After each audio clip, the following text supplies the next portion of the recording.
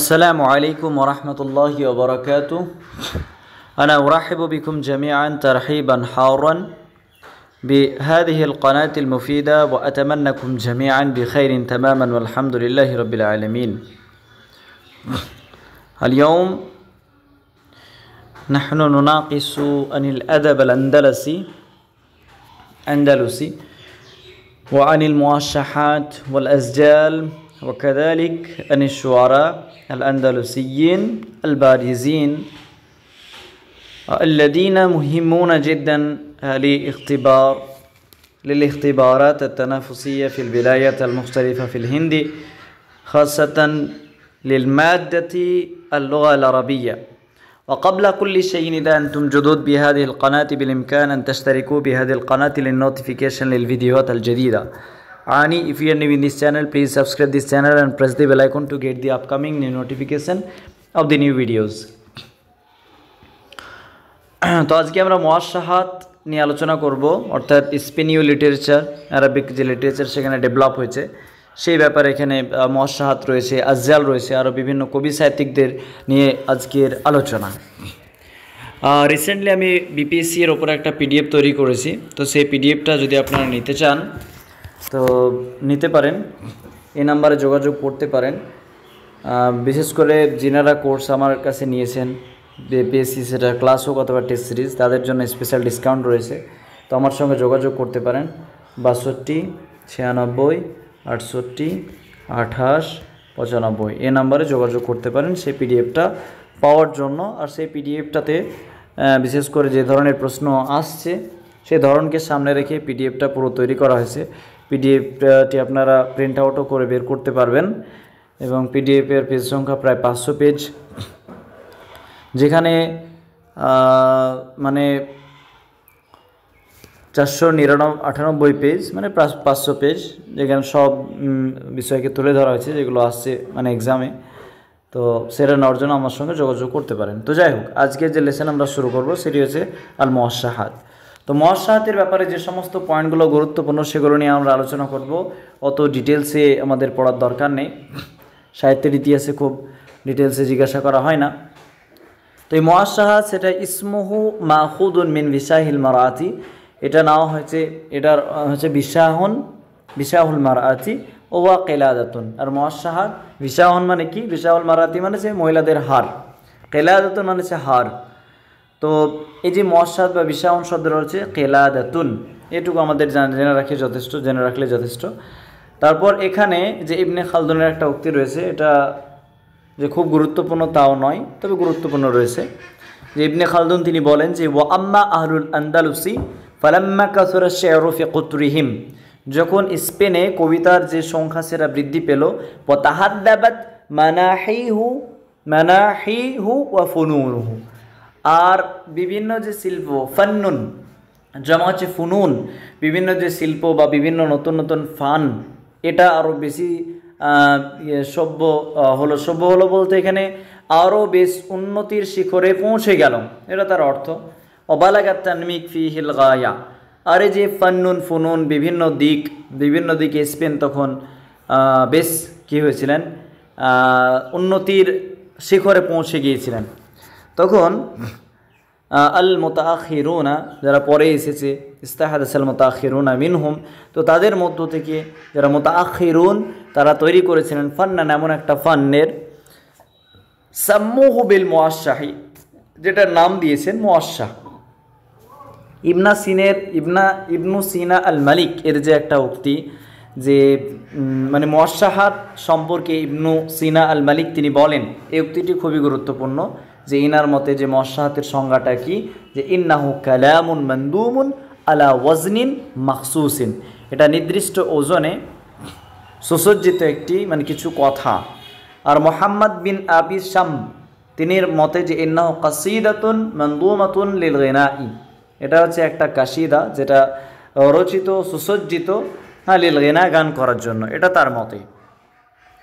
এছাড়াও মুস্তাফা আউদ আল করিম বলে একজন ব্যক্তি, তিনি মুওয়াশশাহাত বলতে গিয়ে বুঝিয়েছেন যে আত-তাওশীহু লাউনুন মিন আলওয়ানিন নাদমি, এটা একটা হচ্ছে কবিতার ধরন, দহরাফিল আন্দালুসি, যেটা স্পেনে প্রকাশ পেয়েছিল, ফি আহাদিল মারু মারু মারওয়ানিয়াতি, মানে মারওয়ানিয়া এর যুগে এটা কি হয়, প্রকাশ পায়, বিশেষ করে ফিল কারনি আত-তাসি আল মিলাদি, নবম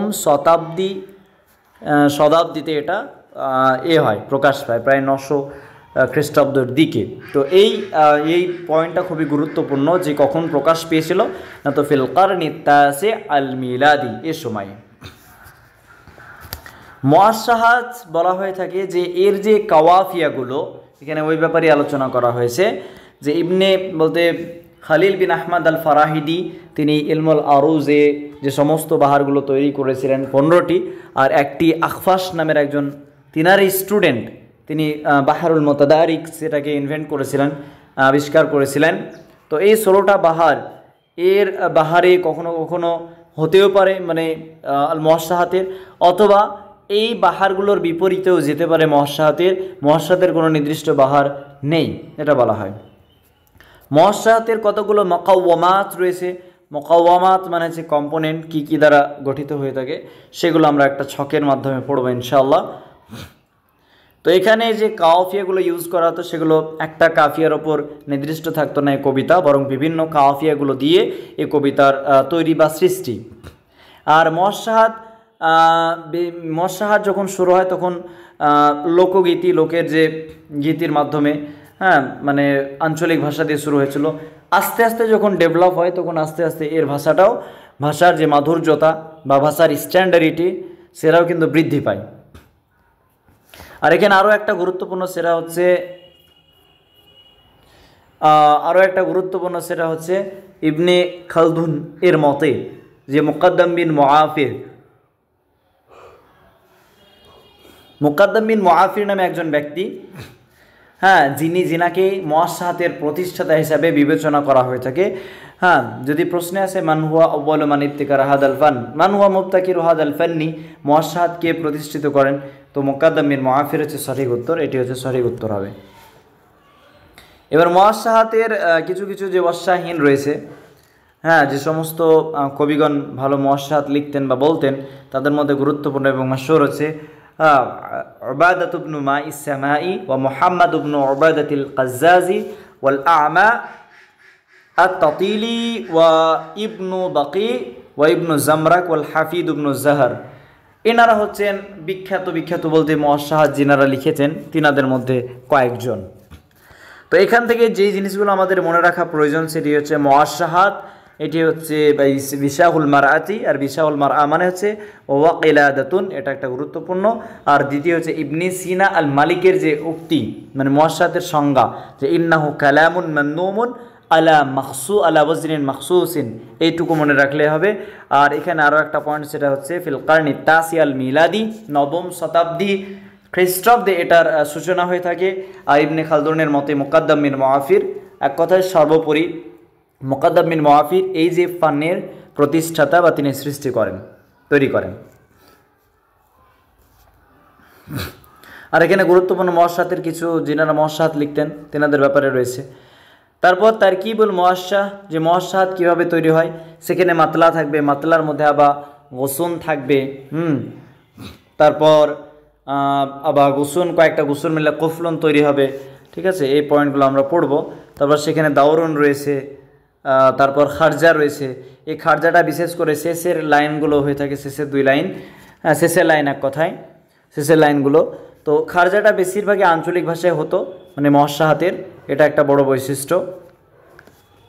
তো এখানে যদি কম্পোনেন্ট সম্পর্কে জিজ্ঞাসা করে যে লাইসা মিনাল মুকাওয়ামাত লিল মুআশশাহাত, মুআশশাহাতের মুকাওয়ামাতের মধ্যে বা কম্পোনেন্টের মধ্যে কোনটি নয়, তো এখানে যেটা কুফলুন এটা একটা কম্পোনেন্ট, তারপর এদিকে খারজা হচ্ছে কম্পোনেন্ট, এদিকে হচ্ছে দাওরুন একটা হচ্ছে কম্পোনেন্ট, এছাড়াও সিমতুন বলে একটা রয়েছে, সিন মিম তা, এগুলো সব হচ্ছে মুআশশাহাতের কম্পোনেন্ট।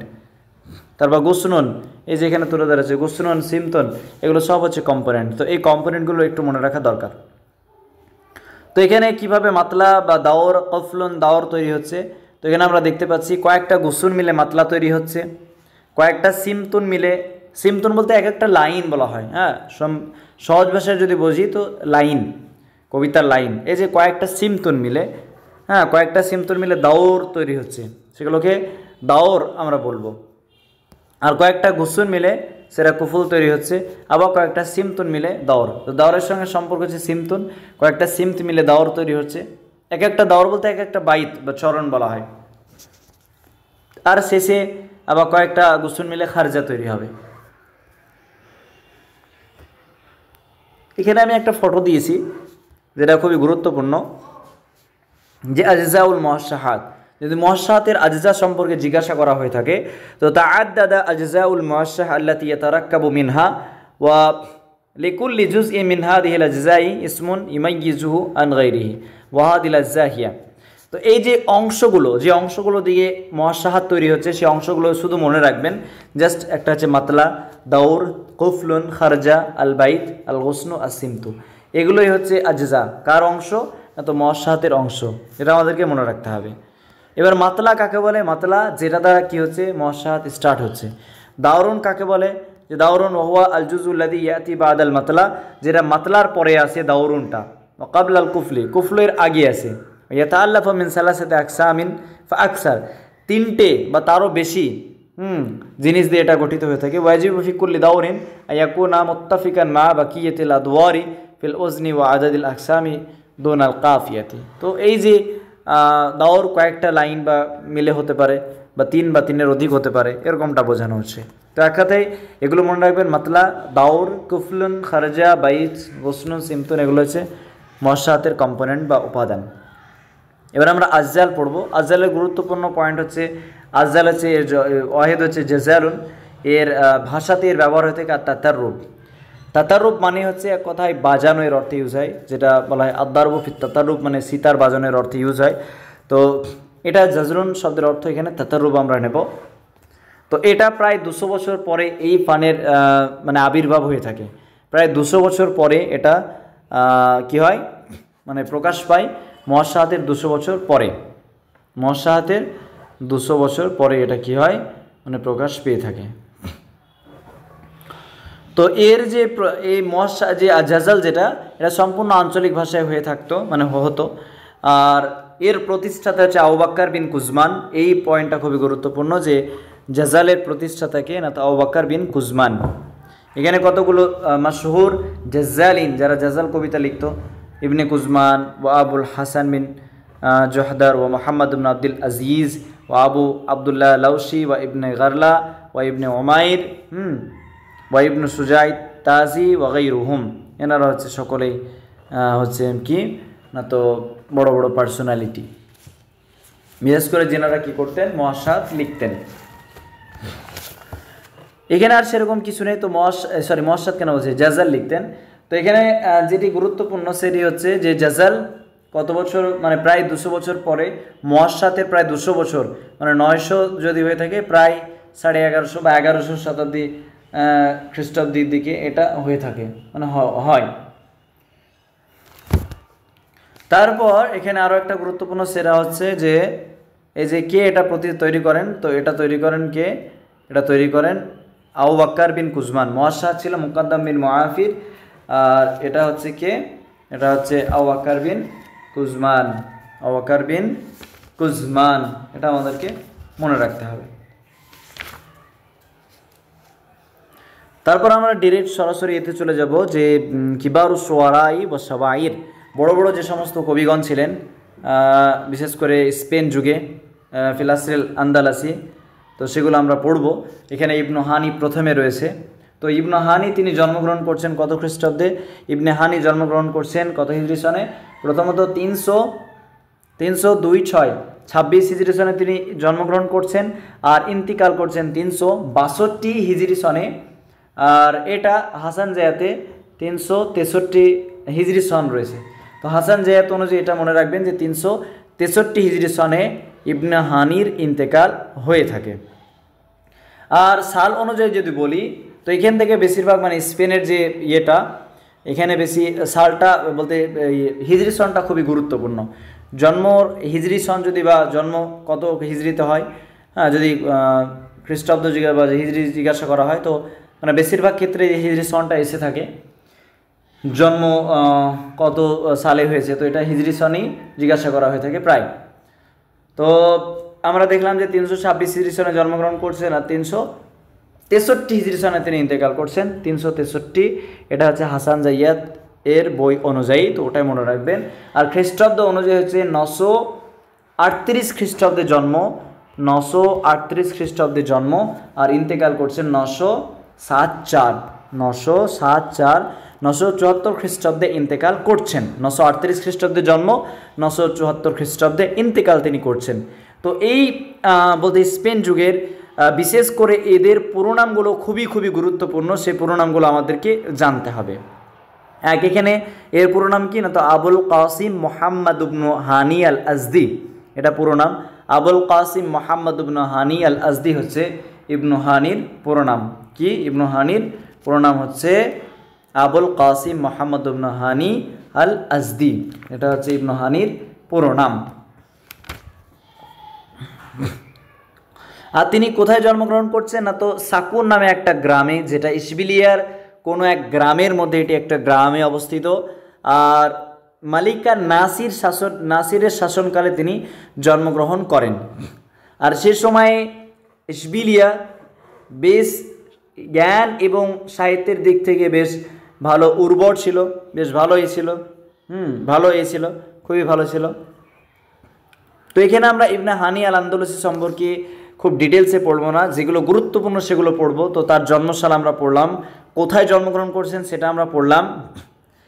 আর এখানে পড়ার মতো সেটা হচ্ছে,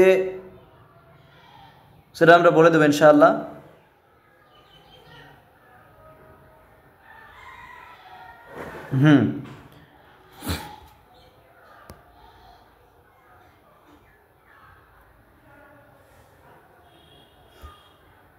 এই লাইনটা খুবই গুরুত্বপূর্ণ। তিনি বিরকা নামক স্থানে ইন্তেকাল করেন, এটা মনে রাখতে হবে। আর যখন তিনি মৃত্যুবরণ করলেন, আর এই মৃত্যুর খবরটা যখন মুইজ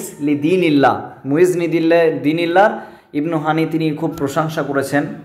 তো মুইজ দিনিল্লাহর কাছে যখন ইবনে হানির মৃত্যুর খবরটা পৌঁছলো, তার আগে যখন পৌঁছালো তখন মুইজ লিদিনিল্লাহ একটা উক্তি করেছিলেন। এই যে উক্তিটা খুবই গুরুত্বপূর্ণ, যে উক্তিটা কে করেছেন না, তো আল মুইজ লিদিনিল্লাহ তিনি এই উক্তিটি করেছেন। সেই উক্তিটি হচ্ছে যে আহাদার রজুলু কুন্না নারজু, যে এই এমন একটি ব্যক্তি, যে ব্যক্তির ব্যাপারে আমরা আশা করছিলাম আর নুফাখিরা বিহি শুআরা আশ-শারকি, যে আমরা কি করব, এই কবিকে নিয়ে আমরা গর্ববোধ করতাম অন্যান্য কবিদের ওপরে। ফালাম ইউকাদ্দার লানা যালিক, কিন্তু সেটা আমাদের ভাগ্যে জুটলো না। এই উক্তিটি কার না, তো মুইজ লিদিনিল্লাহ কার ব্যাপারে করেছেন, ইবনু হানির ব্যাপারে করেছেন। এই উক্তিটি খুবই গুরুত্বপূর্ণ। এছাড়াও গুরুত্বপূর্ণ এখানে রয়েছে আমিরু শুআরাইল আন্দালুসি, অর্থাৎ শুআরাইল আন্দালুস এর কবি হিসেবে তাকে বিবেচনা করা হয়ে থাকে। তার উপাধি হচ্ছে আমিরু শুআরাইল আন্দালুসি, এটা তার একটা গুরুত্বপূর্ণ উপাধি। এছাড়াও আরও একটা গুরুত্বপূর্ণ উপাধি রয়েছে, সেটি হচ্ছে মুতানাব্বিউল গারবি। মুতানাব্বিউল গারব কাকে বলা হয়ে থাকে, এই ইবনু হানিয়ের উপাধি আরও একটা উপাধি, সেটি হচ্ছে মুতানাব্বিউল গারব। এই উপাধিগুলো খুবই গুরুত্বপূর্ণ। একটা পড়লাম আমিরু শুআরাইল আন্দালুসি, এটা একটা, আর দ্বিতীয় হচ্ছে মুতানাব্বিউল গারবি, এটা খুবই গুরুত্বপূর্ণ। তারপর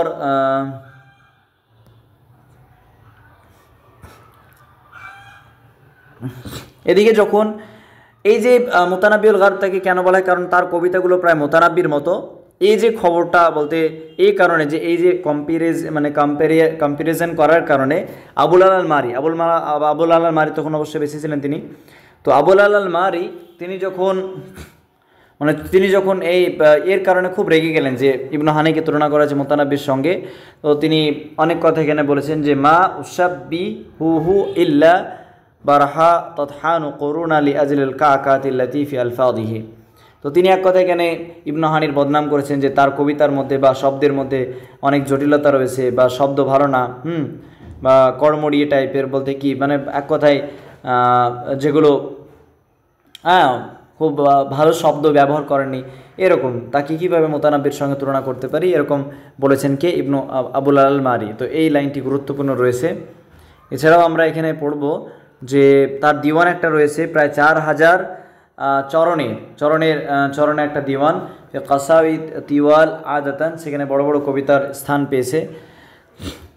তো সেখানে যে সমস্ত কাশিদাগুলো চরণ রয়েছে, মানে কাশিদাগুলো রয়েছে, তার মধ্যে 1631টা লাইন হচ্ছে জাফর বিন আলী এবং তার বংশধরের ব্যাপারে তিনি কি করেছেন, প্রশংসা করে কবিতা লিখেছেন। আর 1774টা বাইত মুইজ লিদিনিল্লাহের ব্যাপারে কবিতা লিখেছেন, অর্থাৎ প্রশংসামূলক কবিতা লিখেছেন। তো এই ছিল ইবনে হানির সম্পর্কে গুরুত্বপূর্ণ। তাহলে আমরা গুরুত্বপূর্ণ যেগুলো পড়লাম ইবনে হানির সম্পর্কে, সেটি হচ্ছে তিনি জন্মসাল, মৃত্যুসাল, হিজরি সন, এবং আমরা দুটোই পড়েছি। ইসবিলিয়াতে জন্মগ্রহণ করেন। হ্যাঁ, তারপর এদিকে আমরা পড়লাম যে মুইজের লিদিনিলার কাছে যখন এই খবরটা পৌঁছালো, মৃত্যুর খবরটা, তখন এই উক্তিটি করেছিল গুরুত্বপূর্ণ। আর তার উপাধি হচ্ছে আমিরু সোয়ারেল আন্দালুসি। এছাড়াও তার যে আরও একটা উপাধি রয়েছে মুতানাব্বিউল গারবি রয়েছে। আর আবুল আল মারি এই উক্তিটি করেছিলেন, মা উসাব বিহু হু ইল্লা বি রাউহা বি বারহা তৎহানু করুনান লি আজলি কাকাতিল লতিফি আলফাদিহি। তার 4000 চরণ রয়েছে এখানে, আর সেরকম কিছু গুরুত্বপূর্ণ নেই। এবার আমরা ইবনে দাররাজ আল কাস্তালি সম্পর্কে পড়ব, দিয়ে আজকের ক্লাসটা স্টপ করবো ইনশাআল্লাহ। তো ইবনে দাররাজ আল কাস্তালি, জাস্ট 1 সেকেন্ড।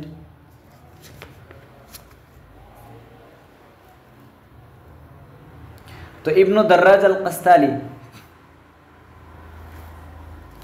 তিনি জন্মগ্রহণ করছেন 300, এটা কিন্তু হাসান জাহাতের বইয়ে জীবনীটি নেই।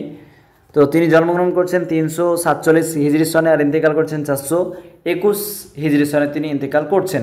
তেনার পুরো নাম খুবই গুরুত্বপূর্ণ।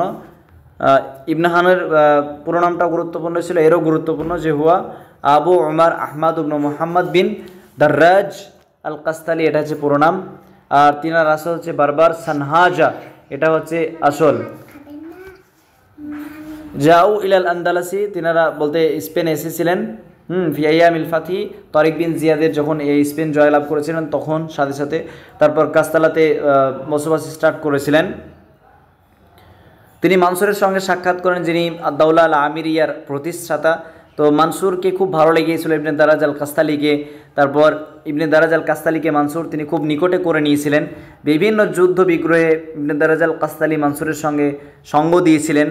যখন মানসুরের ইন্তেকাল হয় তখন তার ছেলে আব্দুল মালিক এর সময়ও ইবনে দারাজ আল কাস্তালি অনেক উপঢৌকন পেয়েছিলেন আব্দুল মালিক এর নিকট থেকে, এরকমটা বলা হচ্ছে।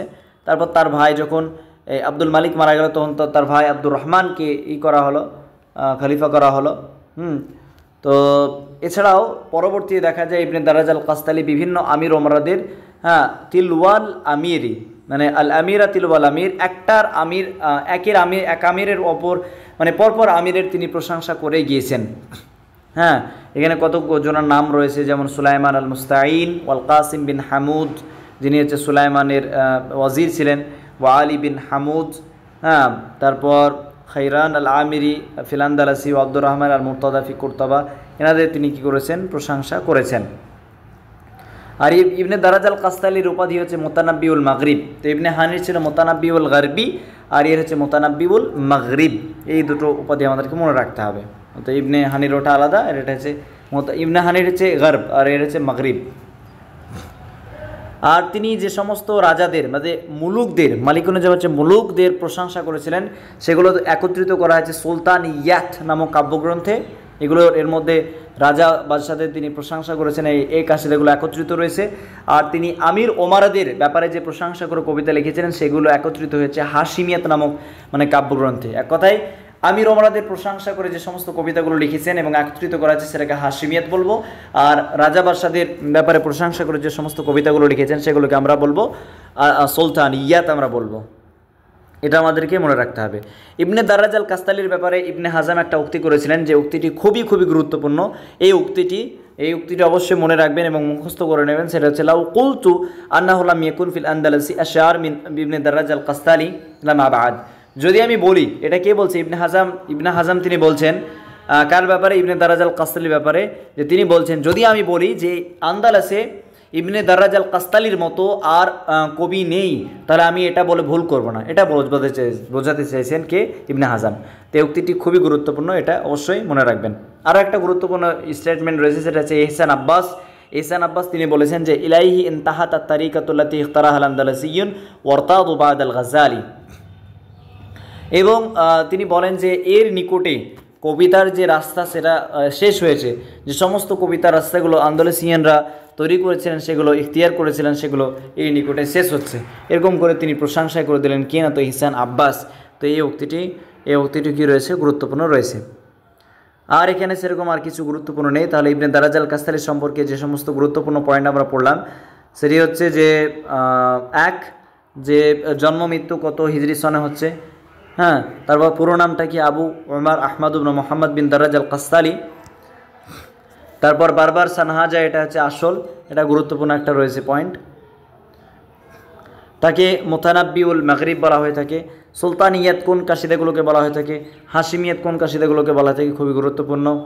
তারপর ইবনে হাজাম একটা উক্তি করেছেন, সেটা হচ্ছে লাউ কুলতু আন্নাহু লাম ইয়াকুন, এটা এই উক্তিটা খুবই গুরুত্বপূর্ণ, এটা মনে রাখবেন। আর একটা হচ্ছে ইবনে ইহসান আব্বাস ইলাইহিম তাহাতা তারিকাতুল্লাতি ইখতারাহাল আন্দলুসিয়ুন, এই উক্তিটা খুবই গুরুত্বপূর্ণ। এখানে আর সেরকম কিছু গুরুত্বপূর্ণ নেই। আগামী ক্লাসে ইনশাআল্লাহ ইবনে জায়দুন নিয়ে আলোচনা করব, তারপর একে একে বেড়ে যাবে ইনশাআল্লাহ। তো আজকে এ পর্যন্তই। Thank you so much for watching this video.